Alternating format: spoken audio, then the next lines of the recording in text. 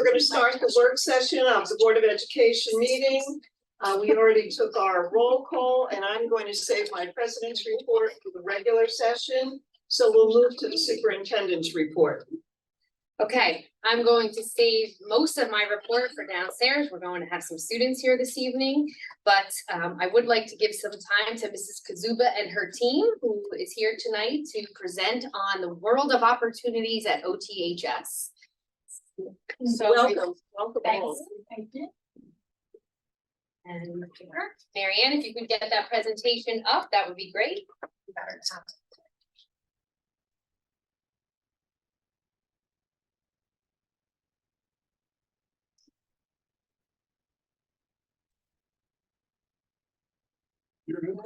Nope.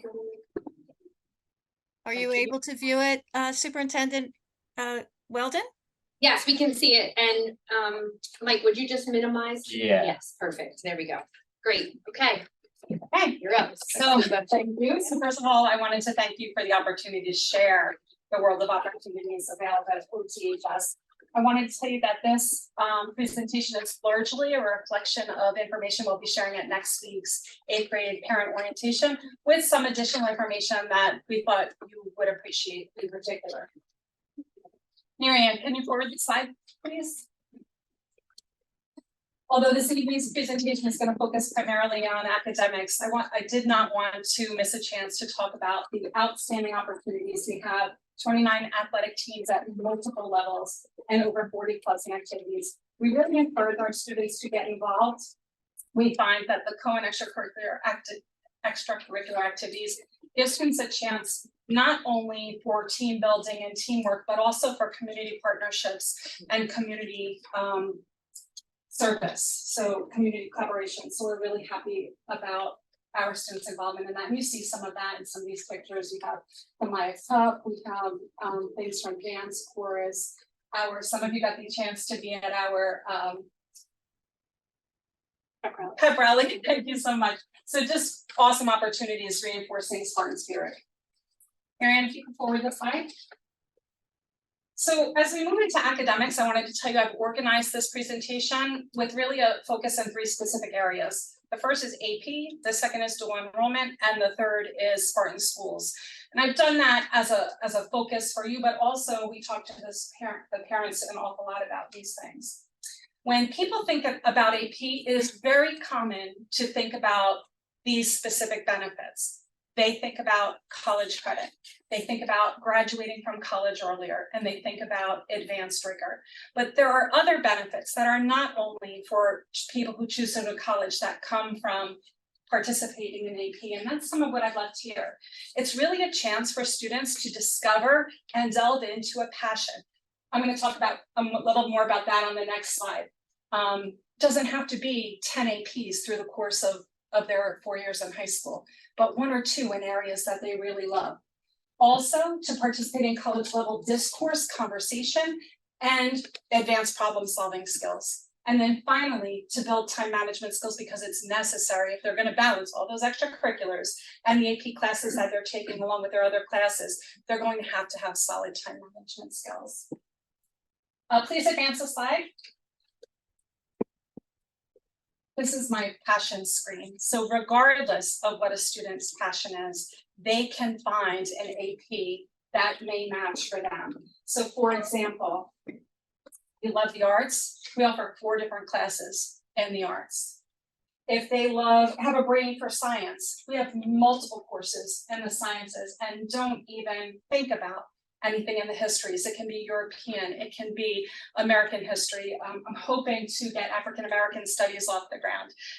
We have many, many opportunities in different areas. So, and I wanted to tell you about writing. So I said we have a course in writing and reading, 2 separate ones, but really multiple courses in them, because all of the AP courses have some requirement for that. Please advance the slide. So I know you've probably seen the press release and you know these numbers, but I wanted to talk a little bit about going for the gold, because we actually are very close to that. I'm not sure if you're aware, we earned the silver recognition, and that's for these numbers. 56% of our graduating senior class last year had taken at least one AP, 56%, more than half. I remember a time, and I'm sure this feeling still exists for many people, where I would hear comments like, well, only the top 20% should be taking AP. 56% of our students are taking AP before they graduate. For the college credit, 31% of our seniors have earned at least a 3 or higher last year. And 9% of our students, they call it college optimization. What that is that they've taken 5 AP courses over the course of their time in high school, with at least one course in their freshman or sophomore year. We have 2 courses available for freshmen and multiple courses available at the sophomore level. So those opportunities are there. But to reach the next level for college culture, all we need is 65%. And I believe the next topic, dual enrollment, shows that we're already there. It's just not an AP, right? But I think we can get there. For college credit, we need 35% of our seniors to achieve a 3 or higher in at least one exam while they're in high school. And for college optimization, only 10%. So we're 1% off on that. So when I say that we have the possibility to go for the gold, we absolutely do. Is it definite? No, it's not. This is not a 1-year plan. This is a process of 4 years of those students in high school. So we'll see what time will bring. We've made a lot of changes. We've had some outstanding input. You know, we've had the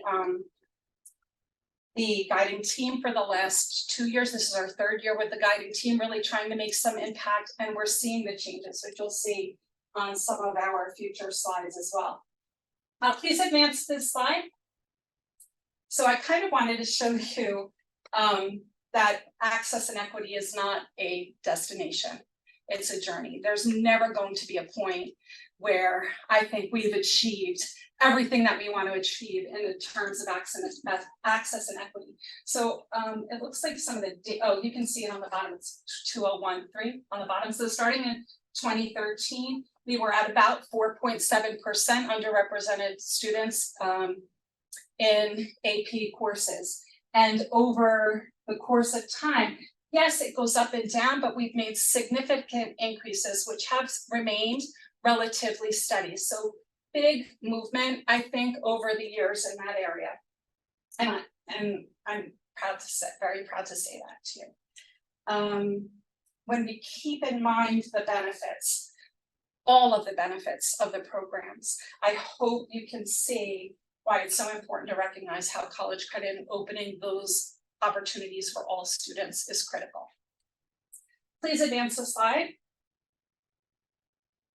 This information I felt was really important because it dispels a common myth about opening access. So if you take out, I just want to show you these 2 years, the 72 and 48. 72 was the year that everyone took their exams at home. 48 was the year that we were fully hybrid.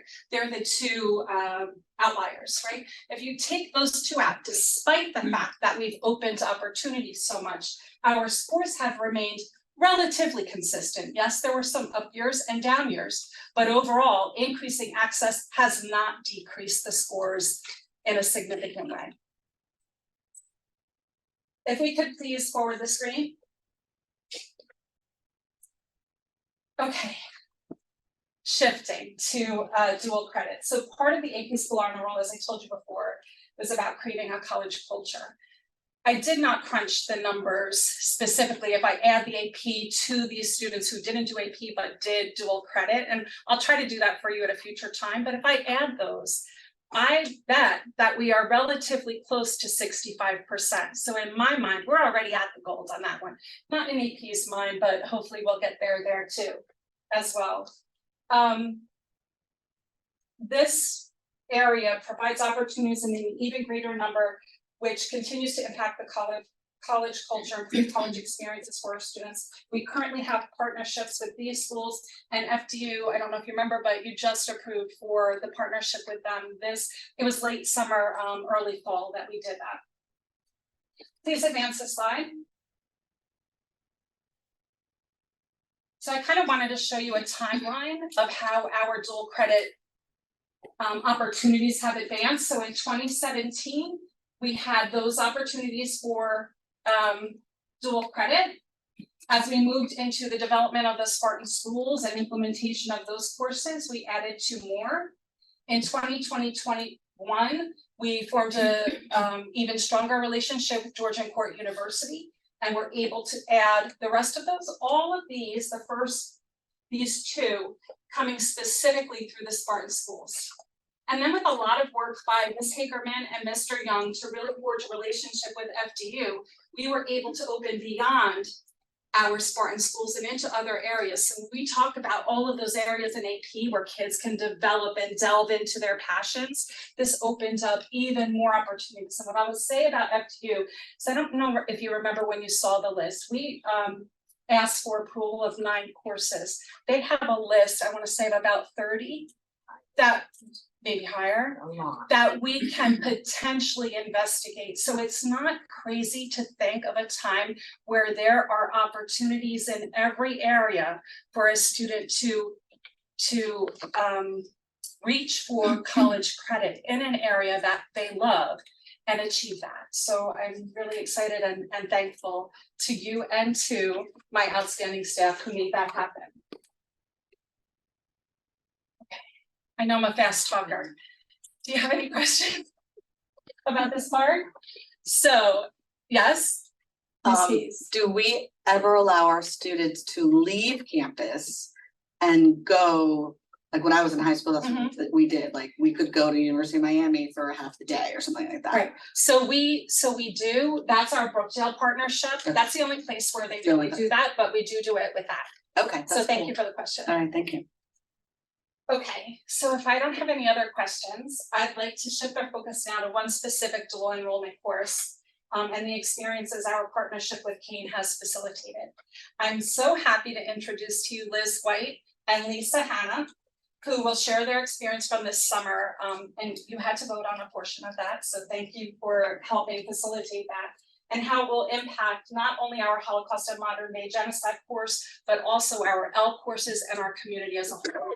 So on that, I'm going to turn it over to Ms. Hanna and Ms. White. We're quite the team after rooming for 2.5 years. Yeah, not that we weren't before. I think before we get to just this, and I can speak quickly too, is I first heard about going on this trip with Maud Dami, who is a Holocaust survivor. She was a hidden child. When I went to the Change Conference at Brookdale, because they have a wonderful Holocaust museum there. And I got all the information. I went home and I said, I'm going to this. I'm leaving for 2.5 weeks. Okay. And then I called Liz and I go, guess what? You're gonna come too. Yeah. And I said, okay. So and then so we put in our application and we got accepted, and it was life-changing like we thought. The things that we saw, I think one of the biggest things is growing up, reading, knowing Holocaust survivors, learning about it in district as a student in this district back in the 80s when I took Holocaust class in the 80s, seeing everything in pictures. It does not compare to actually walking the camps, to being at Mont Villa and knowing that that's where the final solution was. It was incredible. There was joy in our trip too. So even though our days were really tough, our nights were amazing. Yeah, next slide, please. Next slide, It please. switched on ours, so. Oh, okay. Switched on mine. There we go. There we go. So, a lot of the things that we emphasize and a lot of the things that we experienced is kind of like the difference, like the decimation of and the attempt of covering up crimes and how we can, so the restoration of truth. So throughout this trip, we're like a camp like Pashov, which is right outside of Krakow, Poland. It was the camp that was featured in Schindler's List, if you've seen the movie. And it was a huge area that is now quite literally flat land. It looks like a neighborhood park, and people kind of treat it like a neighborhood park. Like frisbee on it. Yeah, and sunbathe and literally, and it's partly because these two signs are the only indication that it once was a concentration camp. So a lot of the things that we witnessed was, we kind of became almost like the memory keepers. And that gave us the opportunity to bring this back to our classrooms. And I know specifically, Leaf was teaching a Holocaust genocide class. I teach English as a second language. And one of the biggest things I noticed in my career is that the L's, they come in from multiple parts of the world and they're not necessarily familiar with World War II or the Holocaust, what the significance of the Holocaust was. So what we've done as a department is we've embedded the Holocaust into our curriculum as a safe space for them to learn about this without fearing judgment, because sometimes it can be very intimidating to sit in a US 1 history class as a child from Venezuela and have never heard the word Holocaust or don't really know the significance of Judaism or being Jewish or how that makes you different than being German.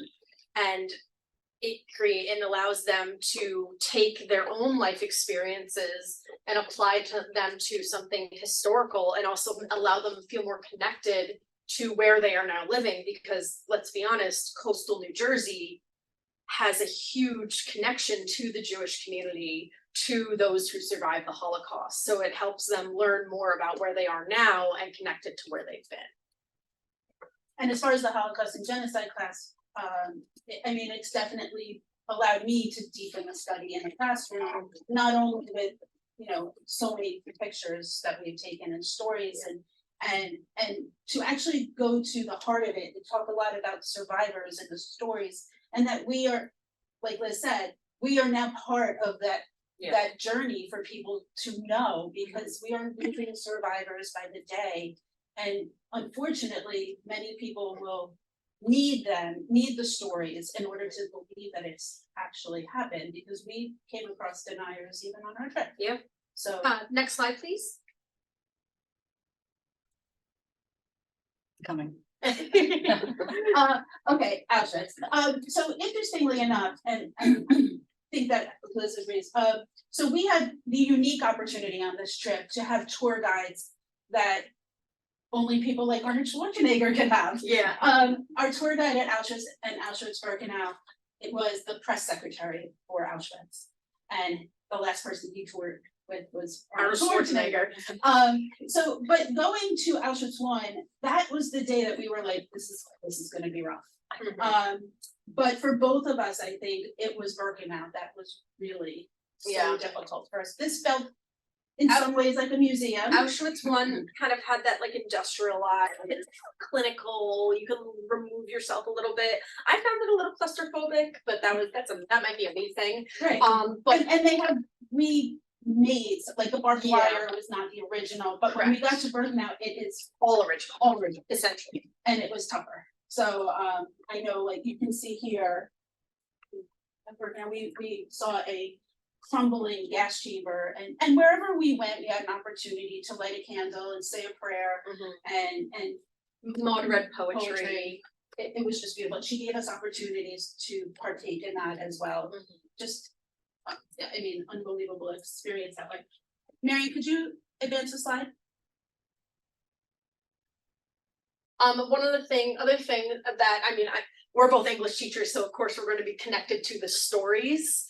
And one of the biggest things for me, and I think it became kind of like the thesis of our trip accidentally, was the difference between being an upstander and a bystander. So what people did in the face of great danger and grave perilousness, despite everything stacked against them, they chose to rise up and do the right thing simply because it was the right thing.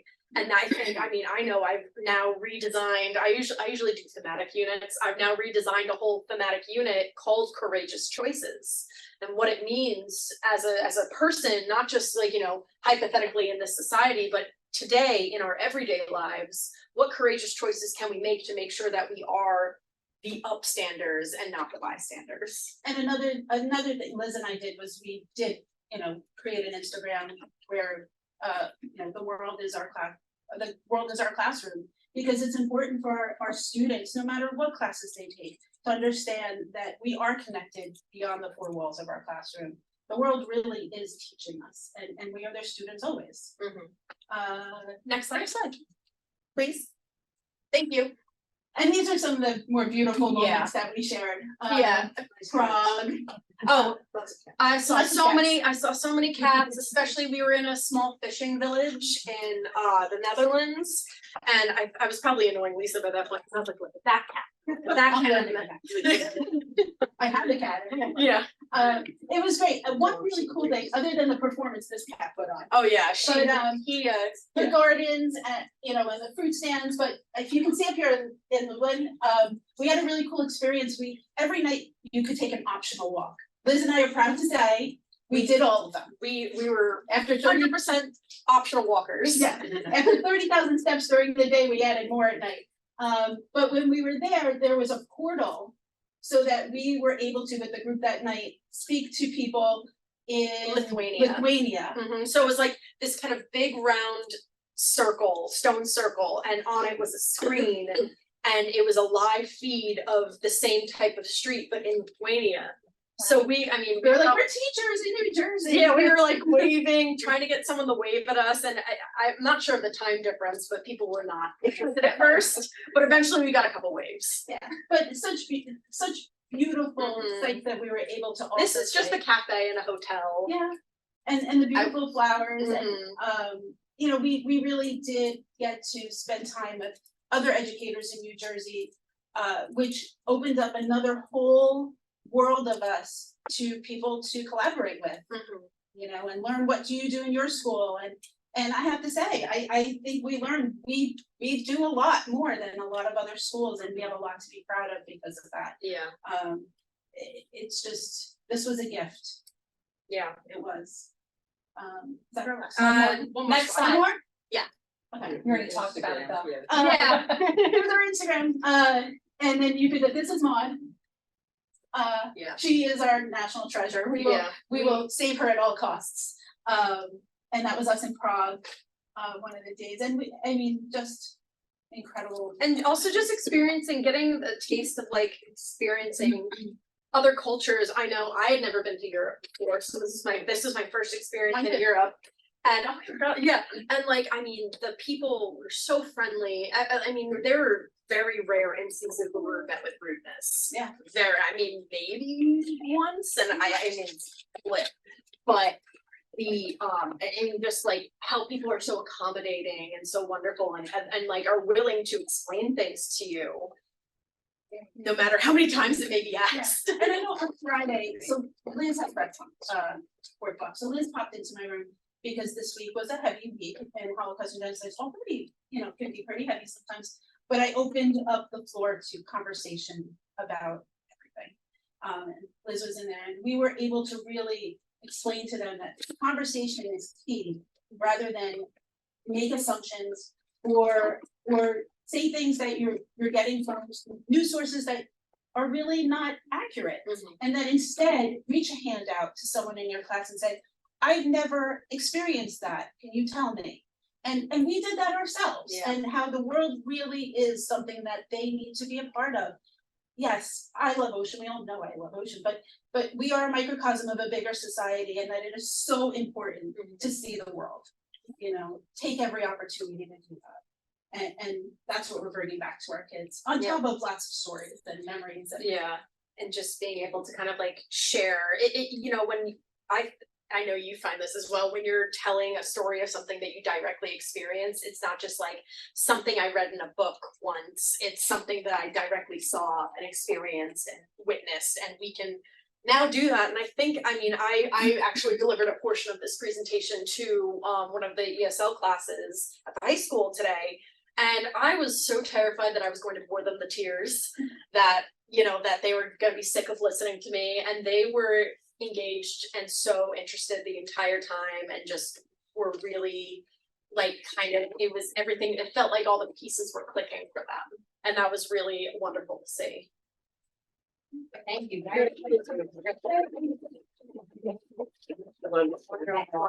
Yes, so I want to thank Lisa and Liz again for coming. I think you can see the amazing experience they had, but what they were able to bring back to our students, which was the real goal. So thank you for coming tonight to share that. I'm next gonna ask Ms. Hagerman to come up and talk a little bit about the social network now. Spartan Schools.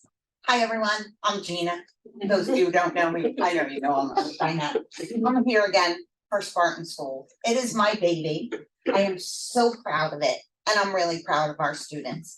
And over the years, I have seen the pride that our Spartans take from being part of the Spartan School of Visual and Performing Arts, the Spartan School of Visual of Technology, the Spartan School of Business and Finance, and they're telling people, I am in the Spartan School. So not only is this a place where we have collaborative communities, it's a pathway for our students, all students, because everyone can get in to entrepreneurship, to career advancement, to college readiness, and to community engagement, and to make connections with people in the real world. So, as you know, we do a summer bridge. Every year that is growing, and our students and our teachers work with that, where they begin their cohort together when they're coming in as 8th graders to 9th graders. They get in as 8th graders, they get the lay of the land of the high school. They get to work together on team building, problem solving, creating and building. And we have guest speakers that come in, and they get to stay together with all these people throughout all 4 years that they're in the program. We even try to put them together in the courses. The CTSO, which means Career Technical Service Organization, as a member of the Spartan School Program of Study, which is part of the Career Technical Education, they have to be part of a CTSO. That is DECA, and that is our TSA, which is the Technology Students Association. So they go to these clubs, and not only are they getting to build things and work together, meet new people, they're also able to compete and showcase what they've learned and put it to use. In the cohort that I talked about earlier, there's keystone courses that they have to take to be completers in the program. Those keystone courses will start at, for example, a Makerspace 1 to a Makerspace 2, and they will follow that program and eventually get the college credit. So for our School of Technology, they're getting the college credit from NJIT, and from the School of Visual and Performing Arts and Business and Finance, they're getting the credit from Georgian Court. So they're taking with them all of these experience plus have college credit. So it's really exciting. Besides that, they get to participate in this program in master classes, that was the word, and guest artists are coming to our school. Our students are able to go out to different places, to River Theater, to accounting firms, and see what an everyday work life is there. So these are really great, and anyone can do it. And then we have our students that are in the transition program, which is our special ed program, that they are now part of the Spartan School, and they are helping us with the Spartan Shop and with things that we are doing for graduation. And they're part of a program that is really about being a Spartan. So it's exciting and I love it. Marianne, can we please go to the next slide? Okay, so academics. So the career readiness piece, being in a Spartan school, they can get real world certifications, and they get QuickBooks, Autodesk, and Adobe, depending on what school they're in. These certifications make it possible for our students to leave high school or when they're in college to get an entry-level position using the stuff that we got them a certification in here, so that there's so many kids now that need to be able to work or do something when they leave and go to college. So that's one of the things we get to do.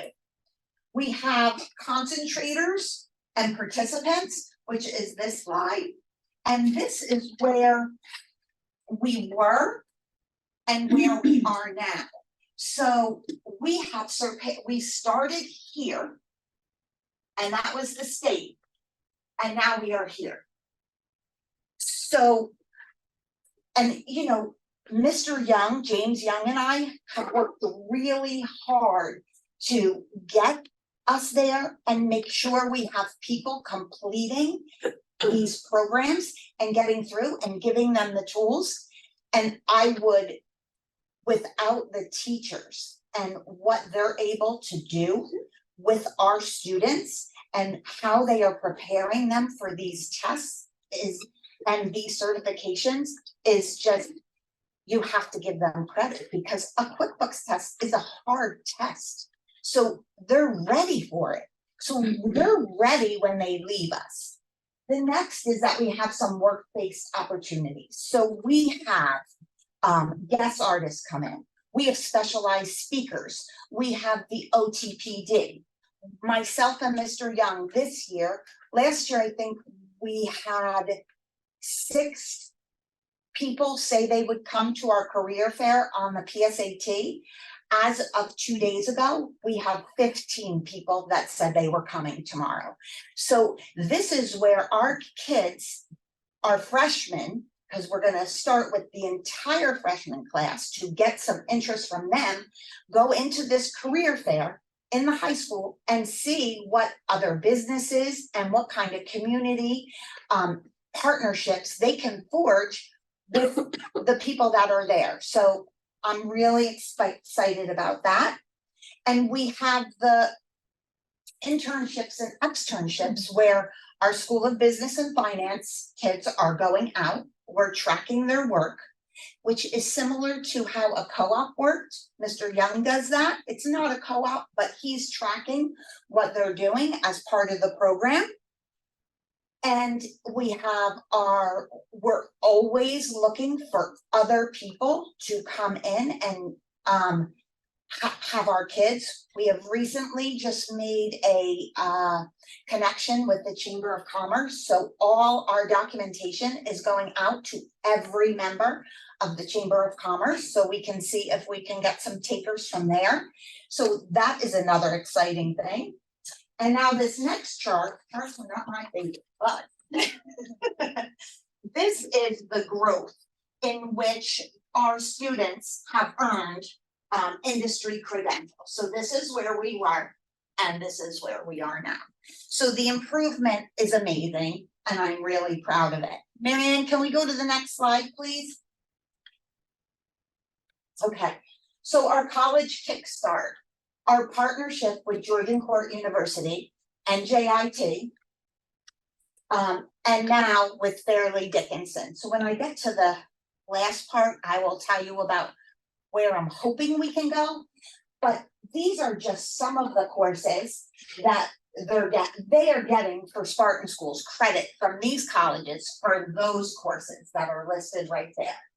But besides that, we have opportunities for them to showcase leadership skills, which is great for them for their college resumes.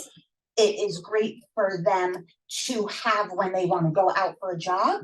It's a great way for them to speak to others and learn how to be out there and talking to people from someone the same age, their peers, to people that are older than them, and being able to use their persuasive skills. There's so much for them. They can be part of the student board. They can become camp counselors for us, and they're part of our advisory council, which is where we're looking to see where we can improve, get feedback from our stakeholders, and then we can have them tell us where we want to go, and we can implement new things for our students. We did the 2 campaigns this year, which one was the suicide prevention. And now we're working on a breast cancer awareness stickers for the school, which they're gonna do through our Spartan shop. And that is where our students that we can't get out into businesses can get the work-based learning that they need in our school, so we can make sure everyone is completing and in the program. And then next, we're looking to do a Spartan head magnet that we can sell to make revenue. Imagine that, that's a good thing, right? Make revenue so that we can buy and purchase what we need. Finally, a world of opportunity. Next slide, Mayor. That's really me, but This is you. yeah. You go. You go. Thank you. So I don't know if you remember, way back to the beginning of the presentation, it was a world of opportunity at OTHS. And my point is and beyond, because what we're doing there is to prepare them for what comes after. While yes, we have students who go into the military, students who go directly into careers, and that's great. I wanted to share with you some of the college information that I wasn't sure that you had. So this is over the last, since 2018 until 21-22, because they don't have the numbers for the new school performance report yet.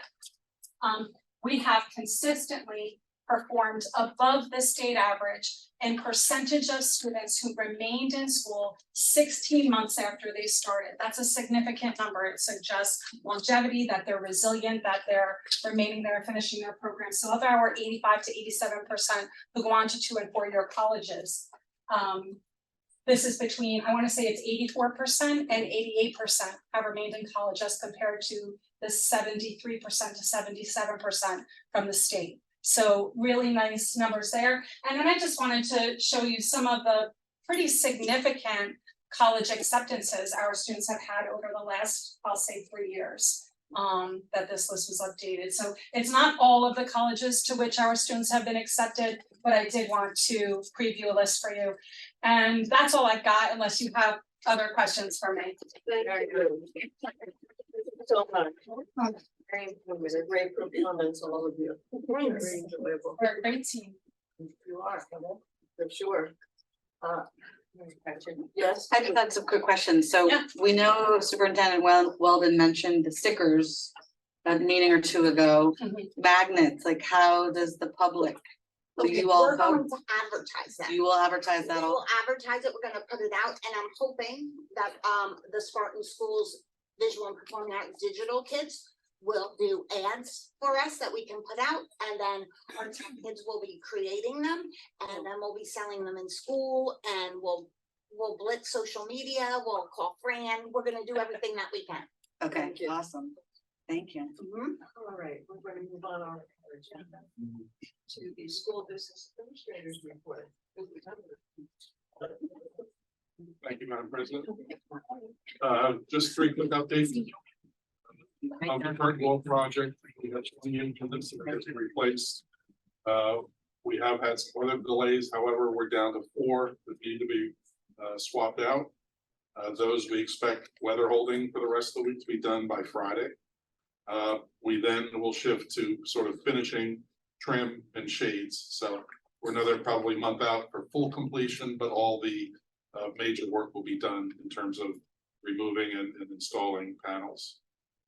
October is Cybersecurity Awareness Month.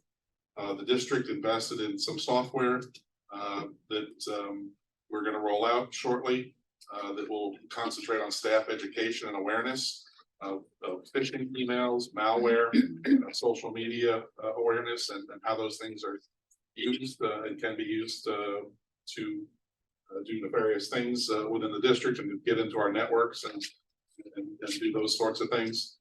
That will be rolled out probably in the coming month or so. We'll send out an email to all staff advising them of such, and it's a program that's similar to our GCN training where you'll watch some videos for an educational purpose. We'll send out some blind emails to get a baseline for where our staff is in terms of clicking on things they shouldn't click on. And then randomly we'll have, they call them campaigns, that you can set up on a particular time frame that will go out, and if you're one of those unfortunate people that clicks on the button, you get enrolled in yet another 5 to 10 minute video to refresh your memory. So I'm sure everybody will be looking forward to that. And then I just wanted to mention again, next week, October 23rd to the 26th, is the New Jersey School Boards Association Conference. There's a full slate of workshops and governance sessions offered over the course of those days, as well as some other events. And, we'll be sending out some additional communication to the board on that this week. Thank you. We're all looking forward to that, I'm sure. Okay, we're gonna move to the presentation of minutes.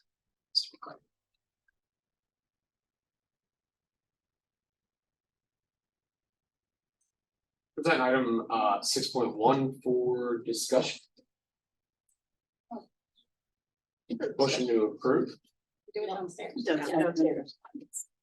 And so we'll move on to personnel, Personnel will be moved downstairs, financial management, Chase. 8.1, discussion on the ROD grant letters, 8.2, discussion on settlement agreement. What about the ROD? Is there any discussion on the ROD grant? We received our first set of letters, our preliminary cost estimate approvals on the project. Unfortunately, that's just the first step. There's 2 additional steps. There'll be a final approval of costs, and then we'll get a letter from the SDA in terms of a funding agreement. And once we receive that, we'll get that board approved, and then we'll be able to move forward with those roofing projects at Wayside and Dow. And that was, I'm sorry, my only question was that for the summer? Like it wouldn't start during the school year though? Or were we anticipating any Well, we'll disruption? No, I don't anticipate disruption. Probably over the winter, we'll get the specs finalized, we'll do the bid, and then mobilize with an award so that once the school day ends, June 21st, thank you. Okay, so June and onwards, okay, Hopefully June 22nd will be on the roof. okay, thank you. Instruction, education, and student activities, Dr. Beal. Any discussion regarding 9.1 through 9.3? Dissertation request and professional development. All right, we'll move to policy. 10.1. Present items 10.1 and 10.2 for discussion. These are our second reading of these 2 items. Any questions on particular policies, please direct towards the administration. And I believe we did receive a response to question proposed at the last meeting from board member Chris Rico regarding that. So if there's any additional questions about that, please feel free. Pertaining specifically to testing for employees. Well, that was gonna be my question, if we could expand upon that a little bit. I know I asked at the last meeting what our association, the union's thoughts were on the language changing from, the superintendent as being in the policy, as being the one who could send employees for alcohol, drug, or mental health testing versus now it's being changed to the board according to how the writing is. Go ahead. I'm sorry, so your question was what was the union's, I guess, feelings or sentiments about it? Did we approach the union and what was their thoughts on this? That was one of my questions. There's no obligation to approach the union on a policy related issue. It's not a negotiable issue. That's the only obligation or only instance where the administration would need to address the union on a policy. I realize we're not obligated, but as a courtesy, do we talk to them? So last, sorry. That's again, respectfully, it's not an obligation, nor is there a courtesy to be extended to establish a policy. And oftentimes the term board and superintendent inartfully are used interchangeably in policy, in Title 18A, as well as the administrative code. But it is universally understood in the education world that 9 out of 10 of the instances where it says board, it is vested in and delegated by the board to the superintendent pursuant to policy, pursuant to ethics, and law in terms of the day-to-day administration of the district. And in many instances where it says a superintendent in terms of processing the issue, ultimately requires a recommendation to the board. And that's why also it kind of says board, because she's doing the work, but ultimately requires your vote at the end before it's enacted. And you have your policy manual, which is like 3 encyclopedias. You've got this all throughout that policy manual. And so if you want Strauss Esme, if you want your administration, you want me to comb every page, we can do that, but it really would be a laborious process to do that. No, I don't think our board is interested in that. I don't think I'm interested in doing that either. I think in this instance that we're it has been timely. I think part of the time when I have said in the last 2 years, like some of our policies say should versus may or will. I understand the assumption is that the board would decide on mental, physical, alcohol, drug decisions for a staff member. Assumption is that on the advice of our superintendent, I worry that in leaving out lingo that specifically states it, that we open ourselves up to some problems. And what if you're not here? What if in the absence of the superintendent, what if she's away? Does this mean any board member can say, I want that person to have a? Does not mean that, It no. does not mean that, okay. So if you can, Again, and because Scott, again, ethically, you have no power to do anything respectfully as a board member and or as a board yeah, without a recommendation from the superintendent.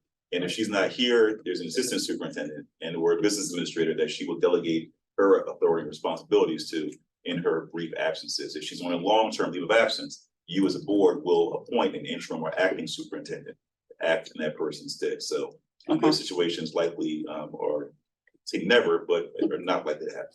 okay. All right, we're gonna move ahead. We have students downstairs. I have one question. I asked last week about the case law that this had been changed for. Do we know what case law that was? So we spoke to Strauss, and I think when we got into whether or not we should go further into the case law changes, then it sort of, we thought we should bring it back to the table to discuss a little bit further. I think Mr. Taylor has offered to do a deeper dive of it. If that's. But I felt like, right, I mean, the changes are rather, I'll say routine and ministerial, so to speak. There, may have been recent cases in terms of verdicts or judgments in this area. got the information about the nature of the cases, right? Now, the most recent case had to do with the determination for mental fitness, and the employee presented a note from a general practitioner. The argument was that the board required it from a mental health specialist or a psychiatrist, and the court upheld that it was within the board's right to require that specialized field of study to make that determination, not a GP. So that was the most recent law that they cited as one of the cases that sort of tweaked this particular policy. And then there were just some others based on who was paying for the doctor or the process you go through in terms of approving who the employee would see in terms of a medical professional. Okay, so that sounds like it was procedural, but there was nothing in the case law about taking that line out about the superintendent.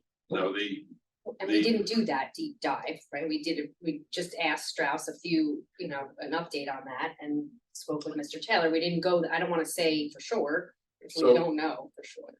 So what we spoke with Mr. Taylor and what we spoke with Strauss about was the change, and Strauss expressed to us that the code is very specific in that the code that relates to this policy talks about the board's actions.